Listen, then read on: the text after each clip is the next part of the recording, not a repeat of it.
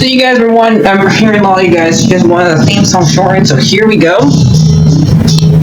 This girl reviews movies, games, and books. Sometimes she plays them.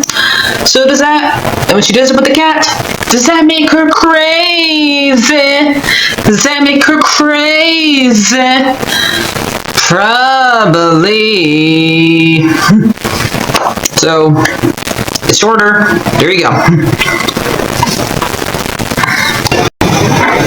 CrazyCatLady or Martha Butler does not own any trailers or pictures.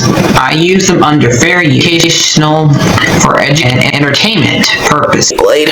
It's like it's all they did. Well, those years ago. See? No, I don't want to do any more of it. Hi everyone, Martha here. So I finished, I know it's been a while since I did a book review. I think it's been at least 2 weeks, or maybe 3, because I was waiting for me to have this book, so I can, if I wanted to, I can read along with it, or it's at the very end of this, or during this review, I can read the last page to you. So I was waiting for the book to arrive before I, listened to it. So, and it took a while for it to get here, because this is one of the first times I had to order a book twice from Amazon, because apparently the first time it got lost in the mail, and luckily they did not charge me the second time, so that's good. So the next book review should be a lot sooner. So this is Magic's Chase, the Ship of the Dead, and this is another story that's kind of about Ragnarok, kind of, because it doesn't happen. We think there's on her book that it does happen, or it is happening, but it's not. They're trying to prevent it from happening because since Loki's out and on the loose, because what happened last book, and they had to stop him, and the way Magnus decides to stop him is by dishing him, drinking like some type of need that allows you to like do poetry to somebody, or it's not a rap battle, but it kind of feels like one because the way this does go down. So we do see a dragon in here. One of characters in here, I think, whose death gets the elf's dad gets turned into a dragon. So we kind of have seen the third or read the Narnia book called The Voice of the Dawn Treasure. Remember when Lucis, whatever his name was, put that bracelet on his and he got turned into a dragon. So this is very similar to weapons here to this character, and unlike what happened to him, this guy ends up getting killed. And what happens to Chase ends up, what Magnus ends up doing, he drinks a dragon's blood. Gross! And I'm not doing things in order in here. Do I ever do things in order as I do in this review? No, I just usually talk what pops in my head. We had a crossover in this show, and in this book, with Percy. Yes, Magnus meets Percy. Annabeth brings Percy over to train Magnus how to fight in the ocean, since he's gonna go on the boat. And last time we checked, the North goddess of the ocean, said, if you come back to the ocean, Magnus, I will kill you. Percy's trying to teach him how to fight in the water as best he can, since unlike Percy, he can't hold his breath. We did also meet the god of the ocean's husband, and some of them, their kids. They had to fight them. And we also meet the giant that put the snake, puts the poison in Loki's eye in this book. So when she gives him skis, and it's another giant. Don't ask me to remember. I can't remember every giant's name. There's too many of them. So basically, every single one of the characters gets to have their own moment where they fight off their either their parent, stuff like that. We get to learn about Thomas Jefferson Jr.'s past, like how he's not allowed to have a gun when he was little, since of what time period he lived in. And the fact that he had a fight with one of the Confederates until for at least thousands of years, and they forgave each other. Even though my ancestors were on the other side, not the Yankee side. To me, it's just a war that I've been almost 200 years ago. It doesn't really matter what happened during that war, even though we do teach our kids why Civil War was happening. It was not just about slavery. And we also get to learn about Mallory's past. And I do like who is ever reading this book. Scottish accent. They do a really good job. I do like Alex and Chase. Alex and Magnus' relationship in here. Even though during the first book, since Alex was not in the first book, I was rooting for him and Sam to get together. But I can totally admit that those two, Alex and Magnus, make more sense now. And I did like the 2 times they kissed in this book.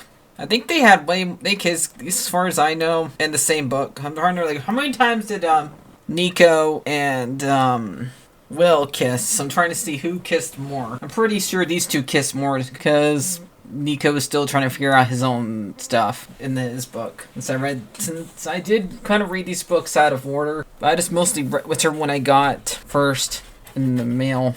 And I did like how this book ended. We still have Ragnarok fought during this. So, and they did reference the fact that the ships that Loki comes in, it's made out of your fingernails and your toenails. Gross. And that's how it is during Norse mythology. That Hot Top Ragnarok begins. That the dead makes their own boat in the most disgusting way imaginable. And the fact that they make it where Magnus has to deal with it like a freaking nightmare scene is pretty cool.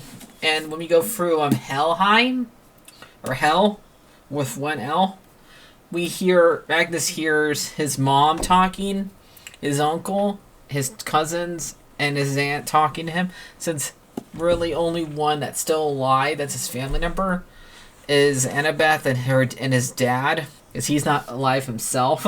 So, oh yeah, his dad's alive because his dad's a god. And they end up eating the apples all the time and make them stay in their prime all the time. So we had all the gods at the very end of the book together, and they were meeting all their kids and congratulate them on beating Loki and getting him back so they can take him back. And it cannot delay the inevitable. Ragnarok will happen, but we just probably won't read about it. So yeah. And the book ends on the 4th of July. They help homeless kids find homes in New York, or what? I'm trying to remember, in Boston. So let's read this last page like I usually do.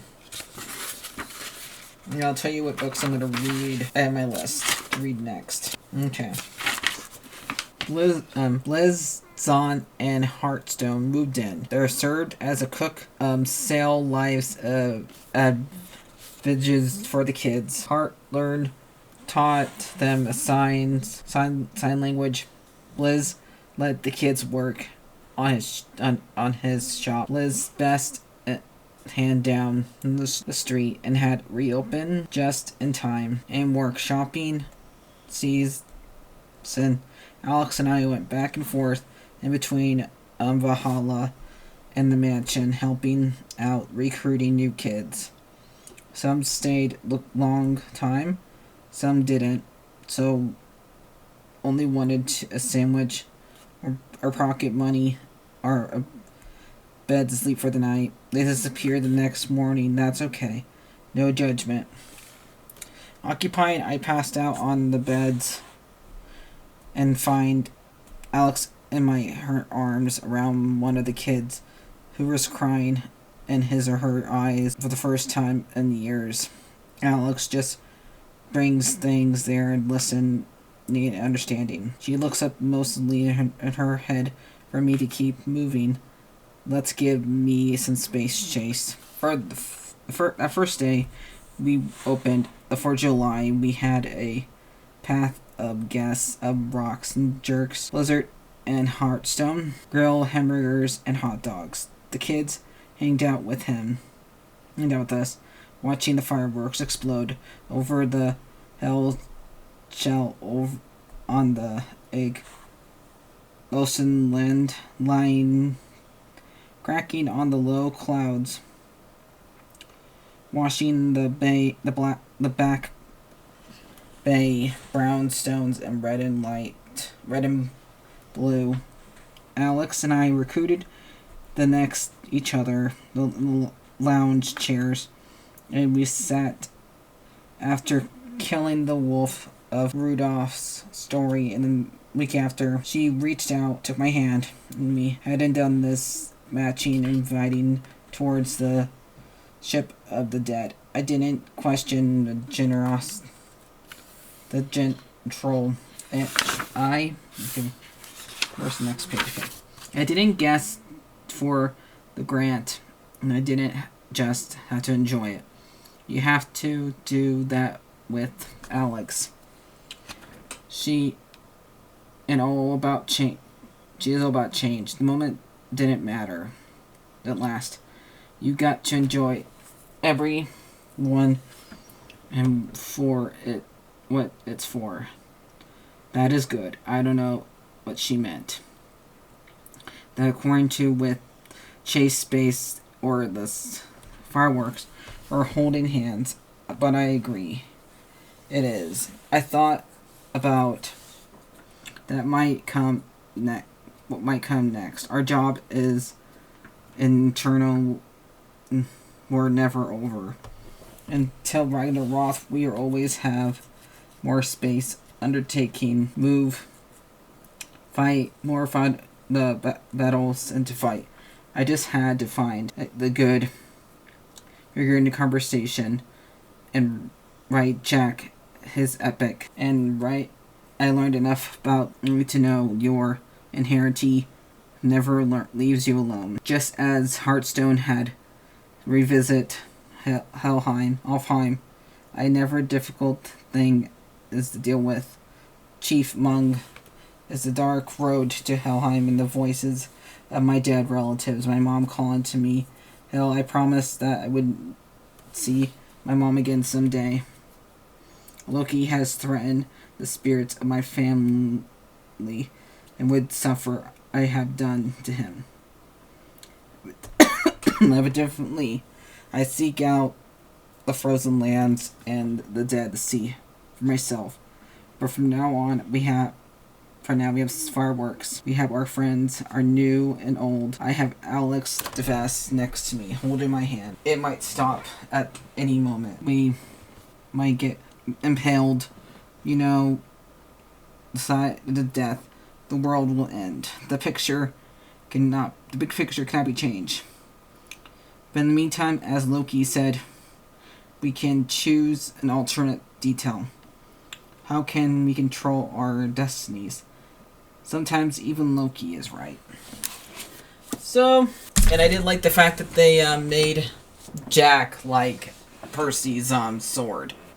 There's also, before I get the picture of the third Frozen movie, even though I'm only really excited for season 2, Percy Jackson, I still want to show you as pictures of stuff.